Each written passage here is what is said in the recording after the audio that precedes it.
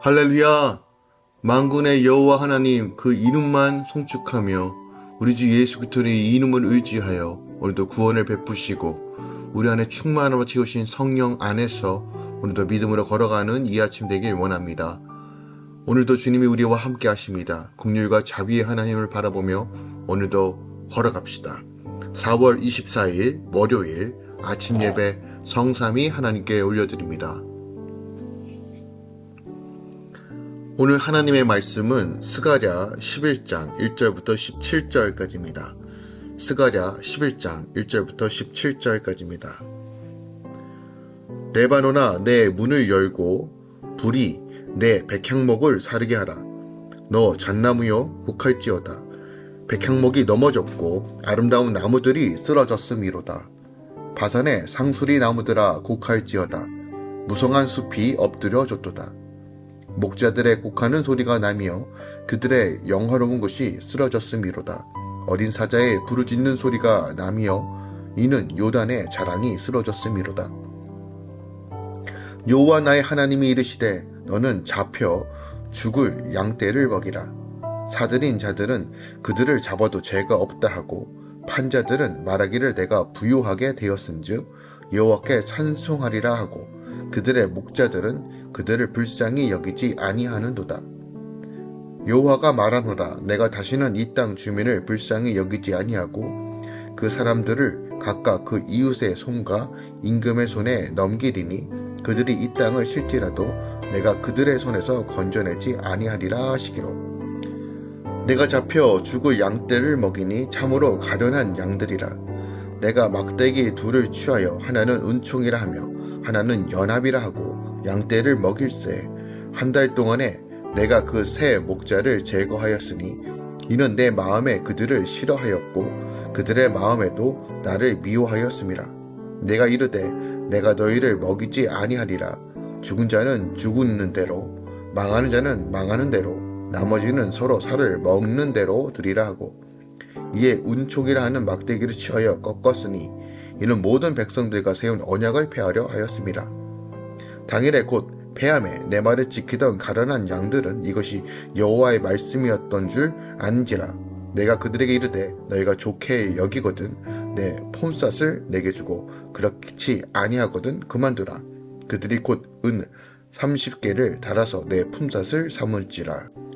여호와께서 내게 이르시되 그들이 나를 헤아린 바 그 삽을 토기장이에게 던지라 하시기로 내가 곧 그 30개를 여호와의 전에서 토기장이에게 던지고 내가 또 연합이라 하는 둘째 막대기를 꺾었으니 이는 유다와 이스라엘 형제의 의리를 끊으려 함이었느니라.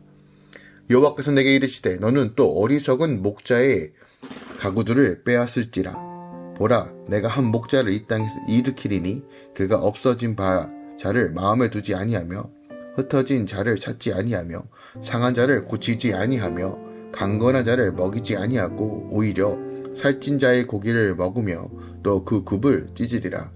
화 있을진저 양떼를 버린 못된 목자여 칼이 그의 팔과 오른쪽 눈에 내리리니 그의 팔이 아주 마르고 그의 오른쪽 눈이 아주 멀어 버릴 것이니라 하시니라. 아멘. 하나님의 말씀입니다. 선지자는 목자들의 영어로운 것, 곧 요단의 자랑이 쓰러진 데 대해 애가를 부릅니다. 그는 잡혀 죽은 양떼를 먹이라는 하나님의 말씀에 따라 악한 목자들을 제거하고 양떼를 구합니다. 반면 양떼를 버린 못된 목자들은 하나님에 의해 심판을 받을 것입니다. 오늘 본문은 선민 이스라엘의 찬 목자를 백적한 것과 또한 선민 대중과 악한 목자의 멸망 예언을 다루고 있습니다. 먼저 1절부터 3절까지는 선민의 전면적 멸망을 예언하고 있는데요. 이러한 본문의 예언은 스가랴의 애가 형식으로 이루어져 있으며 문장은 예언적 완료 형식을 취하고 있습니다. 그러니까 반드시 이루어질 것이라는 그런 동사형으로 쓰여져 있죠. 그러니까 선민의 멸망이 확실함을 다시 한번 강조하고 있는 문법적 형태로 이루어지고 있어요. 여기서 레바논의 백향목과 잣나무와 바산의 상수리 나무는 1차적으로 선민의 지도층을 상징하는 것으로 우리가 볼 수 있는데, 이들이 쓰러지고 엎드러짐은 단지 지도층만 멸망한다는 것이 아니라 선민 전체가 완전히 전면적인 멸망에 이르게 될 것을 보여주고 있어요. 그러니까 이렇게 이스라엘 백성들 선민의 멸망 예언이 주어지는 것은 4절 이하에서도 우리가 확인할 수 있습니다. 하나님께서 그들을 구원하기 위해 보내실 참 목자 곧 메시아를 오히려 그들은 미워하고 배척하며 만행을 저질렀기 때문이다라고 4절 이하에 다시 한번 우리에게 가르쳐주고 보여주고 있습니다. 4절부터 14절까지 이스라엘 백성 선민들이요 미워하여 배척하다, 그로 인하여 멸망을 받을 한 참 목자의 두 막대기와 그리고 폼사세 등의 상징을 통한 그런 예언들을 다루고 있어요.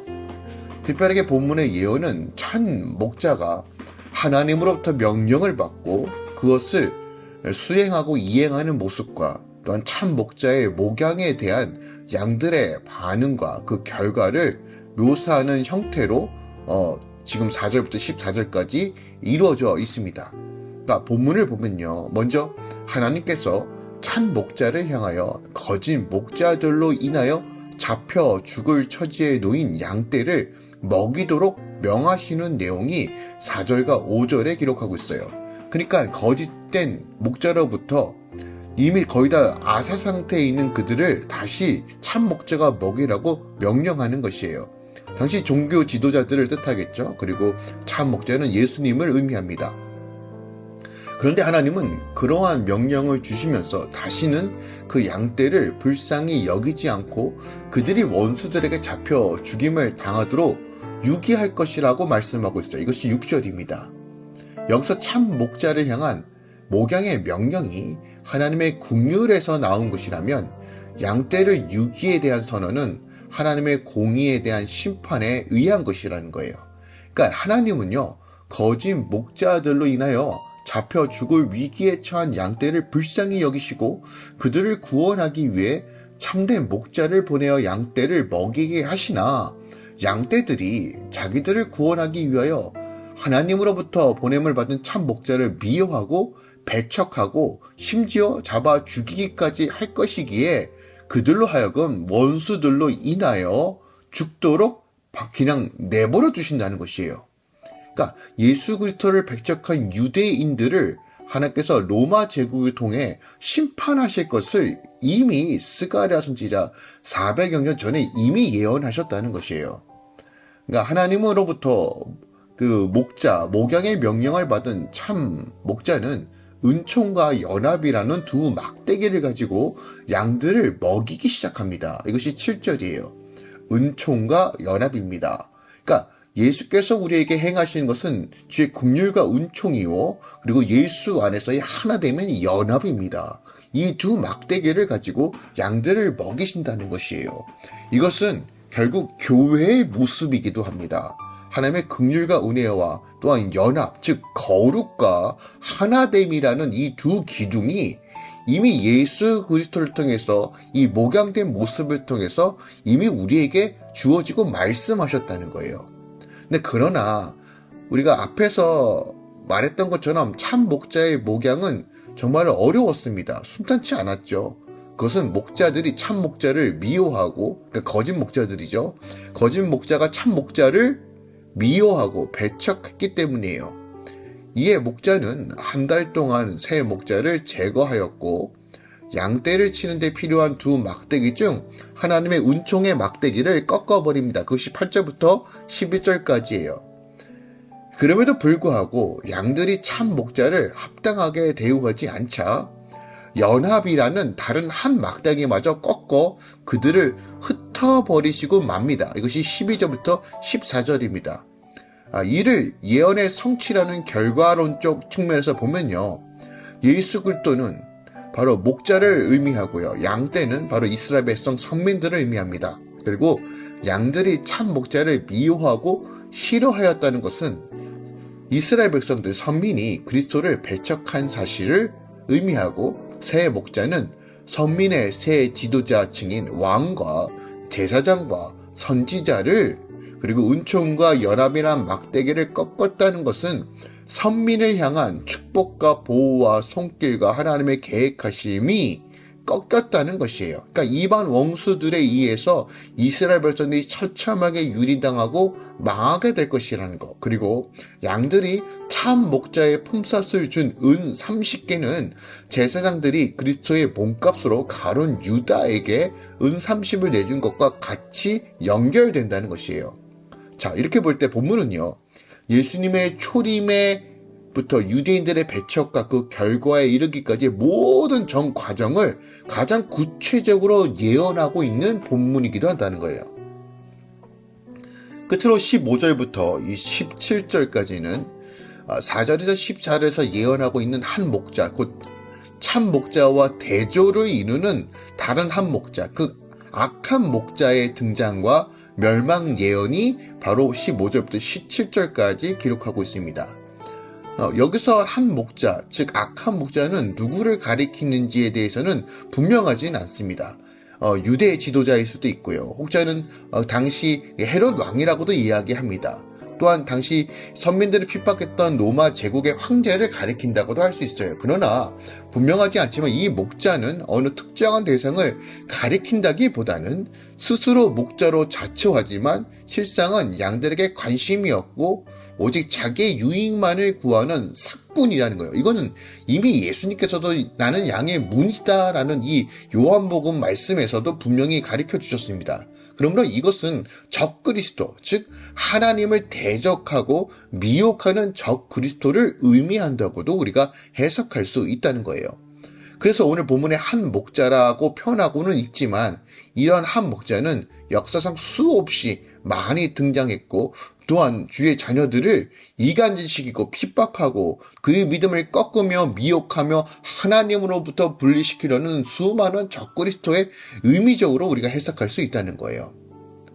또한 우리는 인생들을 살면서 예수 그리스도를 배척하고 멀리하는 삶이 얼마나 불쌍한 삶인지도 오늘 본문을 통해서 우리가 확인할 수 있다는 거예요.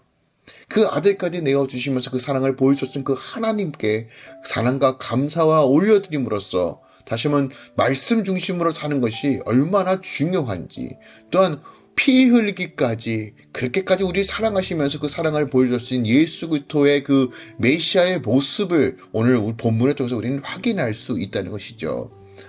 오늘 본문을 통해서 우리가 더 깊이 묵상할 말씀이 무엇이 있을까요?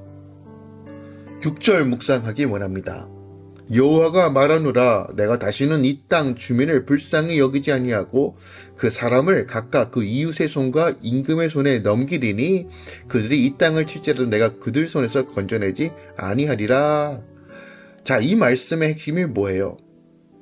하나님을 떠나면, 하나님의 통치와 다스림을 받지 않으면 자연스럽게 이들이 사탄의 통치 안에, 악한 것의 통치 안에 들어갈 수밖에 없다는 거예요. 다시 말씀드립니다. 우리가 그리스도의 통치를 거부한다는 것은 의도적으로 거부하는 사람도 있을 수 있지만 많은 부분에서 나의 무지와 나의 오만함과 교만함과 죄성으로 인하여 하나님의 말씀에 순종하기보다는 내가 주인된 삶을 사는 것을 선택하는 삶이 바로 그리스도의 통치를 거부하고 스스로 사단에게 문을 열고 사단의 통치 안에 들어가는 것이다. 그리고 그 결과가 오늘 6절에서 무엇이라고 말합니까? 내가 그들의 손에서 건져내지 아니하겠다, 보호하시지 않겠다라고 말씀하고 있는 거예요. 이스라엘 참된 목자는 오직 예수 그리스도이십니다. 또한 이 모든 열방과 민족의 참된 주인도 우리 주 예수 그리스도이십니다. 양은 목자의 돌봄이 없으면 죽습니다. 양은 스스로 할 수 있는 것이 아무것도 없습니다. 목자의 음성을 듣고 목자를 따라 목자의 긍휼과 은혜를 받아야지만 살아갈 수 있는 것이 양입니다.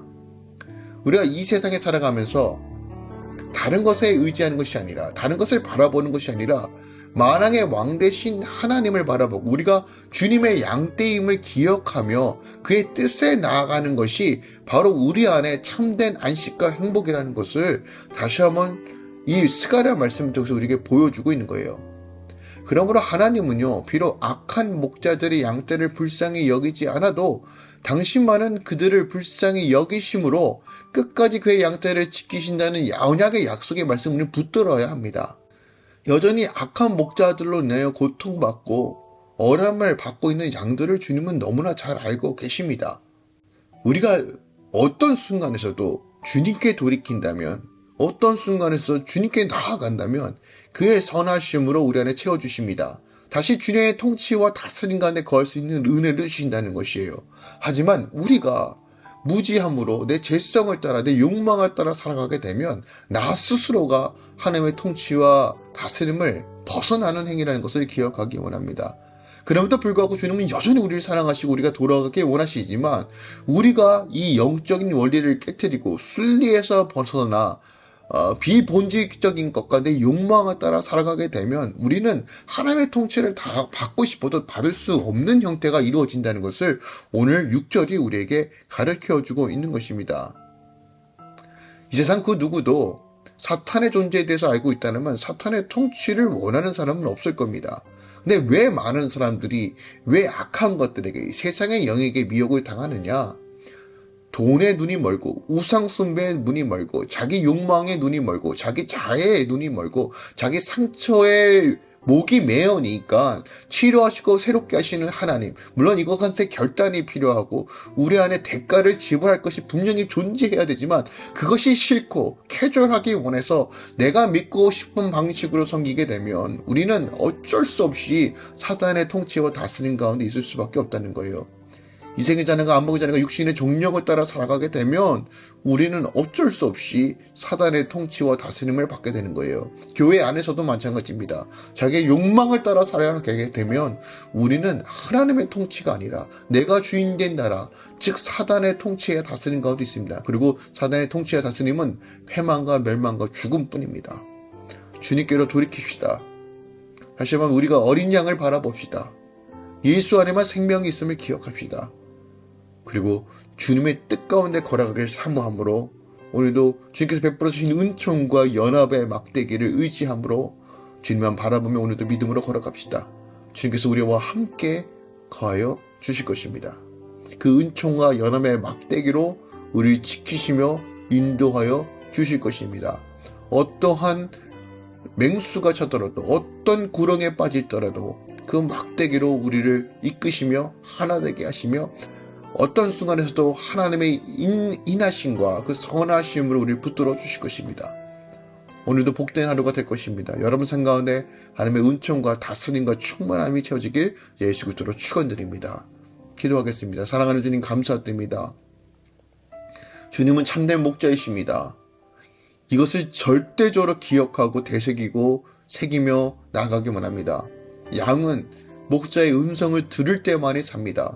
주님의 그 은총의 막대기와 연합의 막대기로 그 인도하심을 받을 때만이 우리가 살 수 있습니다. 그러므로 주님, 우리가 눈이 열리기 원하고 귀가 열리기 원하고 결단과 생각과 마음과 통치와 다스림 가운데 주님만 의지하며 나아가길 소망합니다. 주여 우리를 다스리시고 주님의 놀라우심으로 채우시며 날마다 하나님의 기쁨과 감격으로 나아갈 수 있도록 역사하여 주시옵소서. 이제는 우리 주 예수 그리스도의 은혜와 우리 하나님 아버지의 놀랍고 지극하신 사랑과 성령님의 내교도 충만히 역사하심이 이제부터 영원까지 함께 계시길 축원하노라. 아멘.